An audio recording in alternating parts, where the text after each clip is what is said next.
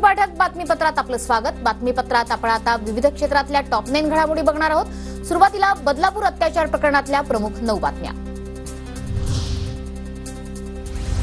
तब्बल 2 दिवसांनंतर बदलापूर शहरातील इंटरनेट सेवा पूर्वपदावर। अत्याचाराविरोधातील आंदोलनानंतर इंटरनेट सेवा बंद होती। बदलापूर रेल्वे स्थानकात खबरदारी म्हणून पोलिसांचा बंदोबस्त तैनात। स्थानकातून रेल्वे सेवा सुरळीत सुरू। बदलापूर प्रकरणाची हायकोर्टाकडून दखल। सुमोटो अंतर्गत याचिका दाखल। आज तातडीची सुनावणी। बदलापूर प्रकरणाची एसआयटी मार्फत हायकोर्टाच्या देखरेखीत चौकशीची मागणी। बदलापूर अत्याचार प्रकरणातील आरोपीच्या घराची काही अज्ञात व्यक्तींकडून तोडफोड। अत्याचाराच्या घटनेनंतर अक्षयचं कुटुंब गायब। बदलापूरच्या शाळेत पोलीस बंदोबस्त कायम। शाळेतील तोडफोडीच्या ठिकाणी पोलिसांकडून हा संपूर्ण परिसर सील। आंदोलनादरम्यान ही तोडफोड झाली होती।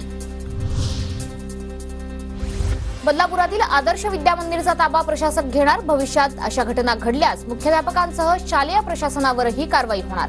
मंत्री दीपक केसरकर यांची माहिती।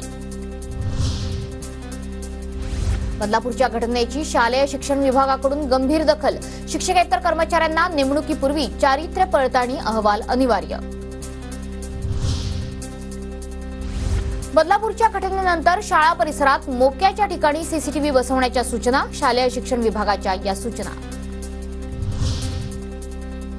शिंदे गटाच्या वामन म्हात्रेवर अखेर गुन्हा दाखल। सुषमा अंधारेंच्या आंदोलनानंतर पोलिसांची कारवाई। जितेंद्र आव्हाडांचीही पोलीस ठाण्यात भेट। म्हात्रेंनी महिला पत्रकाराला अपशब्द वापरल्यानं अंधारे आक्रमक।